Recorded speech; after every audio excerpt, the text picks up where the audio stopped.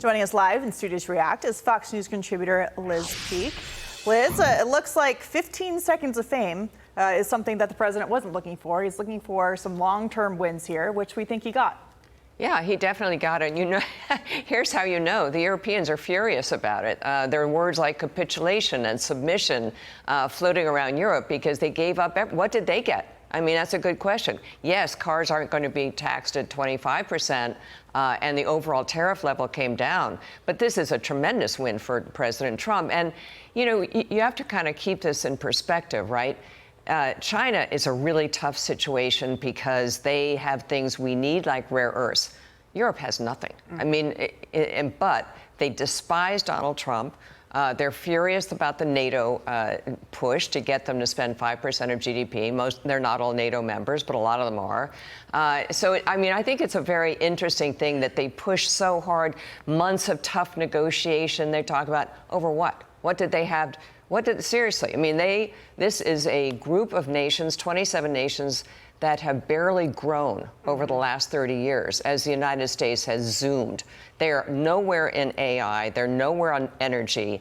They're in trouble economically. Yeah. And so I'm thrilled that this happened, but no one should think this was easy because of personalities, really. Right. But no one should also think it's anything but a win from the United States. And we were told this wasn't going to get done because it was too complicated. That's my point, really. It was because they were trying to, everyone in Europe, every leader in Europe can score political points at home by facing off against Donald Trump and looking tough. Well, guess what?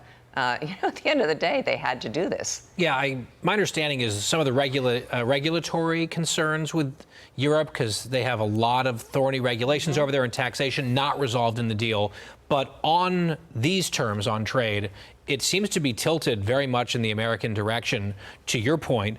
I also saw comments from the president of the European Commission during that bilat with President Trump using words like stability and predictability. They may not be thrilled with every detail, but it seems like they're saying at least we now know what we're dealing with. And I feel like there's a lot of that now in the U.S. A lot of people pleased to see that sort of certainty moving forward. Sure. I mean, think about German car makers. They had no idea. This is a huge market for them. Yeah. And again, remember, our consumer market is twice anybody else's. We are the Apple. Everybody needs to get access to our market. So to your point, though, Guy, about regulations, one of the problems Europe has is they are strangling themselves with labor laws and taxes and all kinds of things that really, truly make them uncompetitive. And I think so we had to get through that. They have a lot of non-tariff barriers to entry. And so I think look, the details are yet to come, but this is a broad framework. It will be hashed out in weeks to come.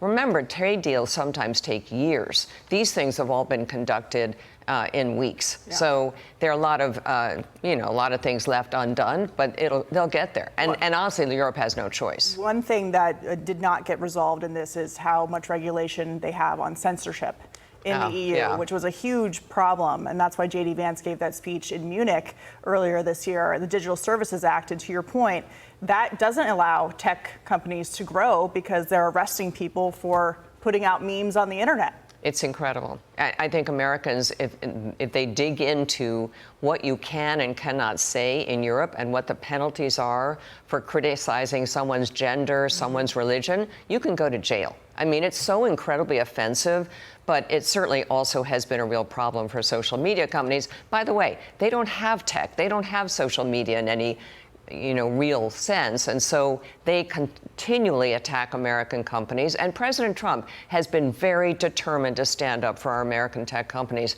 Good for him. Yeah. Well, switching gears back here at home, Democrats look like they haven't gotten themselves enough attention with these thirsty liberals trying to play defense for illegal immigrants. So take, for example, Maryland Senator Chris Van Hollen. We know him from the Abrego Garcia fiasco. Well, he and his left-wing buddies today got the boot from a Baltimore ICE facility because apparently they weren't on the guest list, so they have to come back at some point.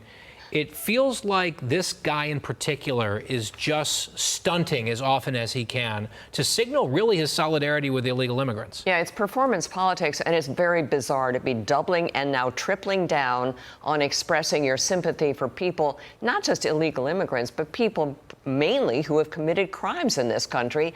95% of Americans want those people out of our country. What are they thinking? It's almost unimaginable, really. Do you think that the American people, not the people in these plus 30 Democratic districts or blue states like California, for example, but they're clearly trying to make a point here? Is it one that's being taken, or how do you think that's really going through with people who voted to have more deportations? Well, I think that Democrats continually conflate illegal and legal immigration. And so, they think all immigrants should be protected and should be cosseted and given benefits and so forth. Most Americans really disagree with that. I think there's going to have to be a reckoning at some point with the people who have been in this country for a long, long time, who came in illegally, committed no crimes. I don't think we're going to want to deport all of those. And I think when it looks like we are tilting towards that, Americans begin to get alarmed. They don't like that. I have a solution for this, which is that people in the country 10, 20 years who have got a clean sheet, whatever, should be allowed to have legal status as a resident alien and never, though, become citizens. That should be the penalty for coming in illegally. I know, and frankly, there are some Democrats talking about various pathways to citizenship or pathways to legal standing. Citizenship's off the table. But I don't think it's totally wrong to consider some approach where we could actually take some of these people and give them legal status. It'd be good for the country. But for the Democrats, this is a wedge issue. They don't want to solve it. About every 4 years, they come up with this kind of promise, DACA and other approaches. It never goes anywhere. Even when they have a majority in Congress, they don't mean it. They're insincere. They'd rather run on it and raise money for it than actually have solutions. They also want more voters as well. That's exactly right. Yep. Liz, quickly and finally, another day, another lawsuit from Democratic attorneys general, including Tish James here in this state. This is over the Trump administration accessing information for SNAP recipients. What's going on here? This is the dumbest thing, I think. The federal government would like to know addresses where these people live, social security numbers, because presumably they may want to make sure that they're not illegal immigrants receiving these benefits.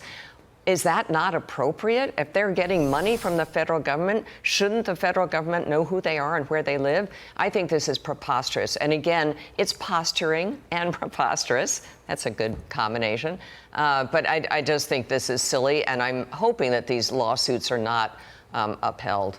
It's interesting on this issue because the Democrats argue that illegal aliens are not getting these benefits, and yet when the federal government goes and asks for a list to ensure they're not taking up benefits, taxpayer funded, that they don't want to hand over the list. Right. We know better. Yes, indeed. Yeah. All right, Liz Peek, thank you so much for your analysis. Thank you for having me. Good to see you.